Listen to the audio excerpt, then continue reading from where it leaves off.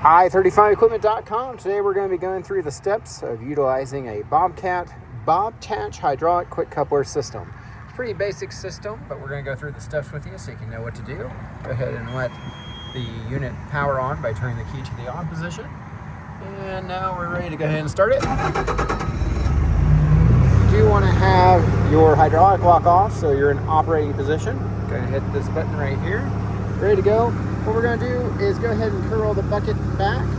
Always do this with no one around and in a safe place, because if there's no one around, you can't accidentally drop it on anyone. And all we're going to do is once that's coupled or curled, you can have a good visual here of your quick coupler. Bring it on up even higher so you can see it all in one spot on the camera. We're just going to hit the up button and press and hold that until pressing and holding until it's fully uncoupled. You see one side and then the other, and when they're fully up, that is unhooked. Now all you need to do is unscoop from your bucket and lower it, and then you can back out of it while dropping it down. It's kind of a little challenging to do with one hand while filming, but that's all there is to it. We're going to go ahead and show you what's actually happening here without the bucket on. So what you're going to do to couple back would be you'd be hooked up to your bucket or scooped underneath it and have your wedges underneath there, and then to lock it down, you're going to be pressing and holding this down position. So you would scoop, you would then full curl. We're not going to do that, just want to give you a good view of what's happening. But we're going to press and hold the Bob-Tach quick coupler down the rocker switch. You can see that these are going to push down. When those are pushing down, it's dropping a pin down and locking it into your bucket.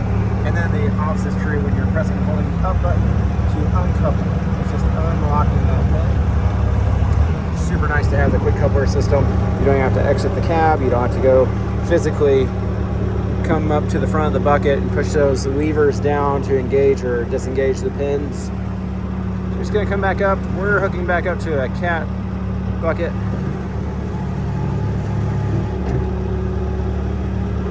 I like to go to the full curl position because that's a nice safety cradle, as the industry calls it. That way it can't fall off if it's in the right position. All right, now we're just going to press and hold the down on the quick coupler while it locks down. The best thing to do is take this out to the middle of nowhere where no one's around, and then fully uncurl it just to make sure you're fully latched on. If you're out away from everyone, you can verify that it's not going to fall off on anybody or anything of value.